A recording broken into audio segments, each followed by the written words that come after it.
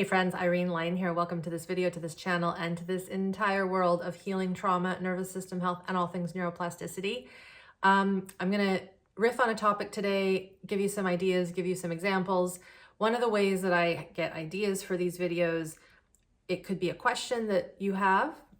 It could be a comment that someone makes, and then I extrapolate and dive into that comment. Might be an expert, a guest that I interview. I've got many of those on my channel here. And sometimes it's a post-it note that sits beside me, this one for months, and I just noodle on it, I think about it, I see things, I hear things, and then I say, now I'm gonna make a video on it. So this post-it note, and it probably will be given away from the title of this video, are you monocropping, and I say that in quotes, your healing? Are you monocropping your healing? And so today I wanna break down what that means from an agricultural perspective. I am not an agricultural major. I am not a farmer. I grew up with many of them. I know people that do this. I am passionate about learning about other things that relate to health and healing in our global system. So while I'm not going to get into the depths of that, I'll put some links below, some areas that I've been following so you can learn more about these things. So I'm going to define monocropping, but also permaculture, which I think is a really good model for our health and healing.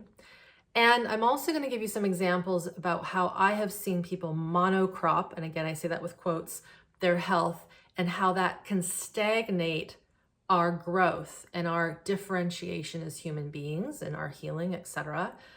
And then I'll start off by saying this idea came to me because over the course of the year or so, I've had some colleagues, friends, new friends, students, I might see comments, other experts in the YouTube world who talk about healing and energy and just the human condition. The overall consensus is that lots of folks who have been practicing certain methods and modalities for their healing, let's say mindfulness or meditation or yoga or breath work, are finding that these methods, modalities, aren't packing the same punch that they used to. They're not helping them calm. They're not helping their system find what they might believe to be regulation. And this is another story because being relaxed and calm does not mean that we are regulated. And if anything, part of this journey of healing at this nervous system level is feeling some of the survival stress that would be deemed called anxiety or nervousness or panic or maybe kind of a shutdown, depressed state. These are things that we might need to sense and feel. I will go out on a limb and say we will feel them when we do solid work. Now, of course, we have to make sure the foundations are set in place and all those things that I talk about in my other videos. But for this concept of what the heck is happening when our go-tos aren't working anymore, I think there's a few reasons for this. One is that it's putting us into a situation where we have to make a choice to go the distance, to go higher, to go further, to expand our repertoire of what we are doing for our healing, for our health, for our immune system, for our regeneration, for our development, for our self-actualization, all those words. We have to go higher. And by higher, I mean we need to stimulate, and stimulate doesn't mean negative, and it doesn't mean activate, it means stimulate the system. For instance, exercise. This was my first sort of profession for nearly 15-ish years, 20 in some ways. When I worked in the gym, it was very clear people that improved kept adding variety. It didn't mean that they didn't have their basic daily walk or whatever it was that they really loved, but they would add in a little different kinds of spice, and I use that as a metaphor, to their training regimens. They would do an extra 10 minutes. They would do some intervals. They would try a different weight exercise. They would ask questions of us, the professionals there, to get ideas, right? Those people would inevitably always improve a little bit more, whereas there were some folks, thinking about this one gym I worked at for about 13 years, you'd see some people come in and they would do the same thing over and over again. And of course they would maintain health, and it's better than nothing. I will give them that much, but there isn't this improvement. And so we need to add in this diversity to how we are working with our body. Now, the same goes with trauma work and working at the nervous system level and working with the mind-body connection. One of the hallmarks, I believe, of the work I do and my colleagues is we're working with the mind and the body, but we're adding in this important piece of the environment. And for some, that is like mind-bending, mind-blowing. They can't believe that they've never considered the environment in relationship to their mindfulness practice, or the environment in relationship to maybe their exercise routine. And again, to use that example, so many folks who exercise, while they're moving their body, they're completely in their head. They're not seeing what's around them, and that's what can lead to accidents and injuries and all sorts of things. So I'm going to get into, I want to just define this idea of monocrop and permaculture. You may already know what they are, so bear with me here, but there's some really good connections with healing, and then I'll get into some ideas on how one can start to shift some of the things that they do. Not necessarily shift, but add a little more spice to their routines. Okay, so monocropping by definition, I got this from Wikipedia, is the agricultural practice of growing a single crop year after year on the same land in the absence of rotation through other crops, or growing multiple crops on the same land. This is called polyculture. Maize, so corn, soybeans, and wheat are the three common crops often grown using monocropping techniques. This allows farmers to have consistent crops throughout the entire farm. They can plant only the most profitable crop, use the same seed, pest control machinery, and growing methods on the entire farm, which may increase overall farm profitability. So I have no doubt that this is important for a lot of things, but it comes with some issues in that there isn't diversity being built into that soil. And the little bits I've learned around soil health and agriculture over the past kind of year and a half, I'll post some links below, some resources, is this can cause problems for all sorts of things. I'm not going to get into it. Again, it's not my specialty, but it renders some issues downstream, sometimes literally and long-term. Versus permaculture. Permaculture is amongst others an approach to land management that develops and adopts arrangements observed in flourishing natural ecosystems. It includes a set of design principles derived using whole systems thinking. It uses these principles in fields such as regenerative agriculture, rewilding, and community resilience. There's a good word there, resilience. Permaculture originally came from permanent agriculture, but was later adjusted to mean permanent culture, incorporating social aspects inspired by someone by the name of Masanuba Fukawa's natural farming. The term was coined by Mollis and Holmgren in '78, who formulated the concept in opposition to Western industrialized methods and in congruence with indigenous or traditional knowledge. That was a mouthful, all of that.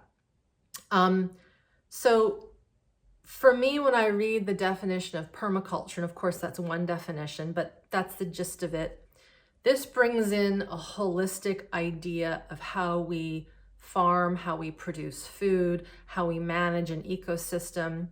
And what I really love about this is how it is consistent and in conjunction, in relationship, I should say, with old ancient traditions.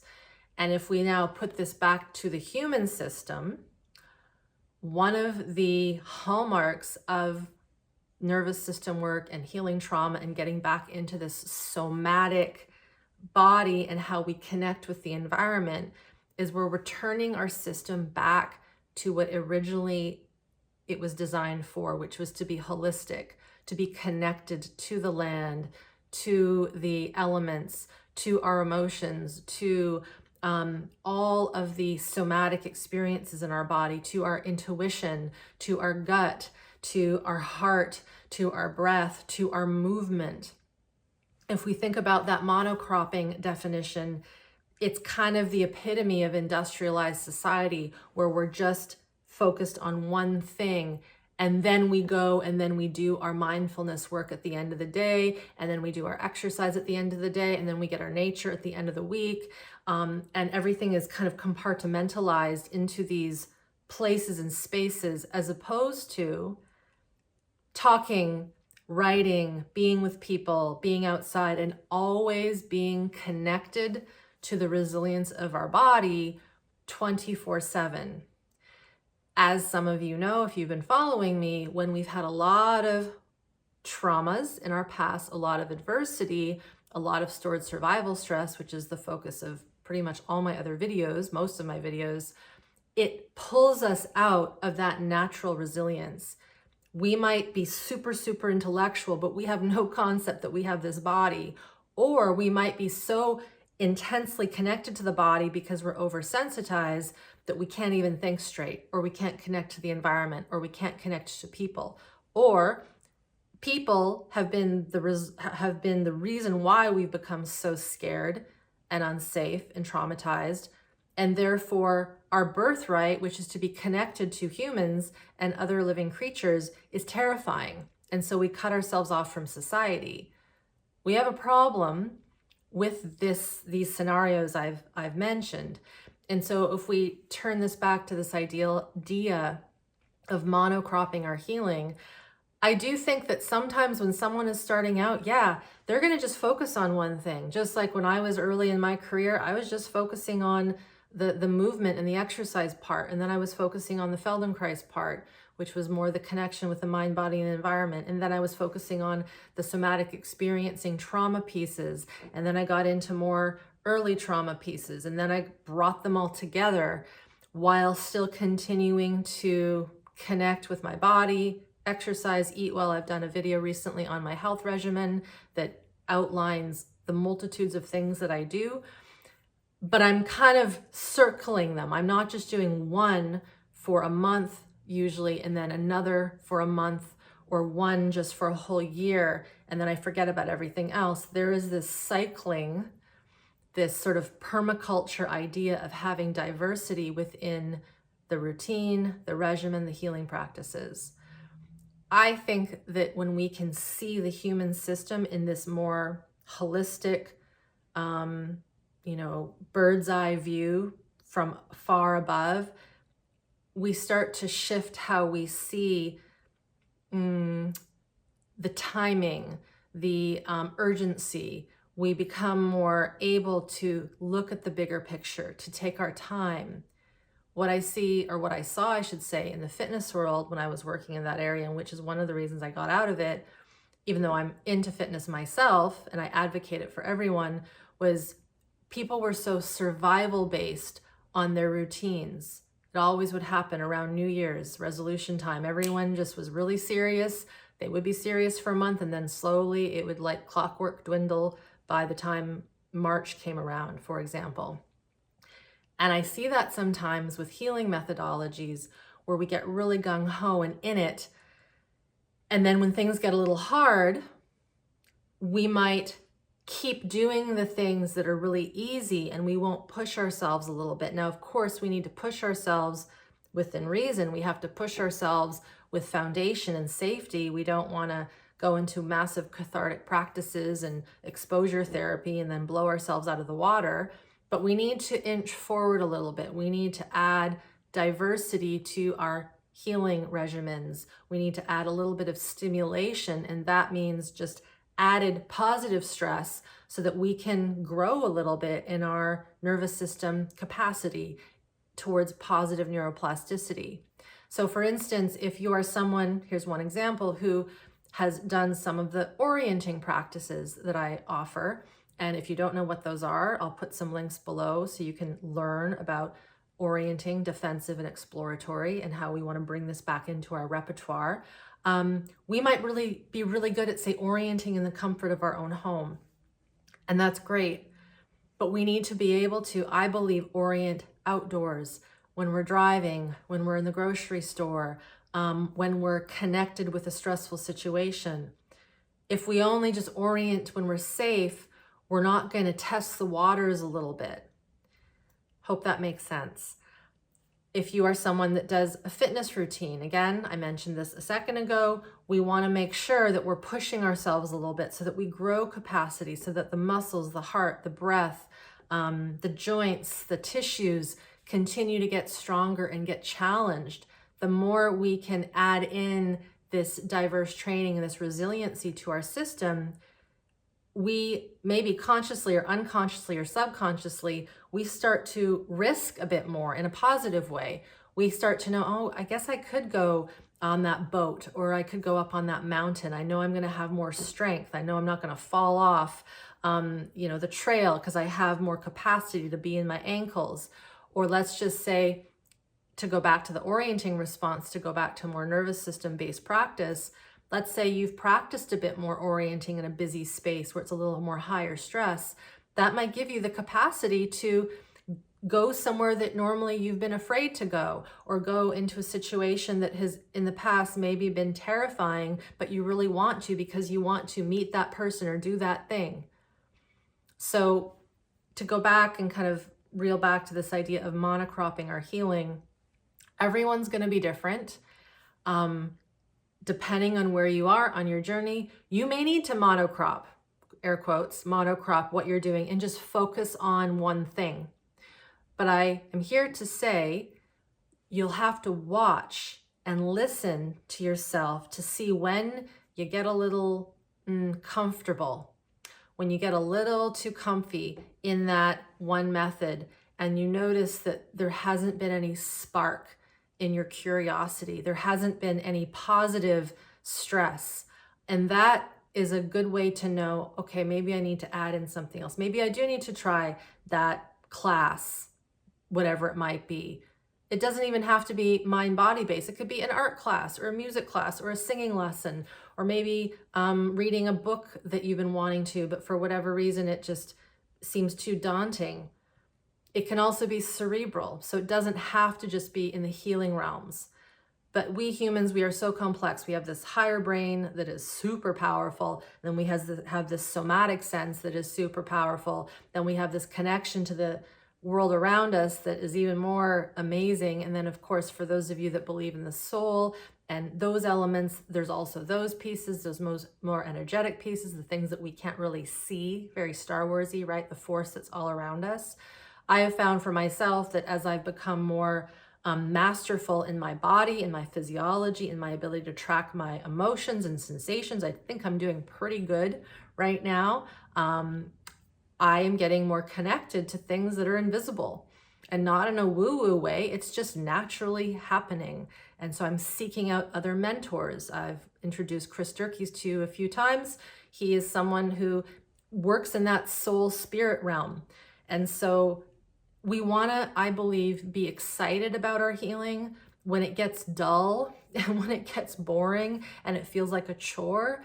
I would say then that means that we're probably in a monocropping situation with our healing methods and modalities. And this video is just to encourage you, to get you thinking about your own routine, what you're doing in your own system. And if you're someone who works with people, to also consider how you challenge your clients, how you challenge your students to try different things. But of course, if you as that helper, healer, if you're stuck in a monocropping kind of situation, you're going to want to play with that with your system first before suggesting it to other people. All right, I think that covers everything I wanted to mention today. Thanks for listening to my definitions. I will put the links to those Wikipedia places so you can verify and see those references. I'll add some more videos below that might further your understanding of some of those concepts. And if you haven't yet gotten into my resources on my site, we have ebooks, we have audio samplers, we have courses, we have drop-in classes, we have my up and down classes, which is more movement, more exploration with the body. Check them all out. There's something for everyone. And until next time, take care. Bye for now.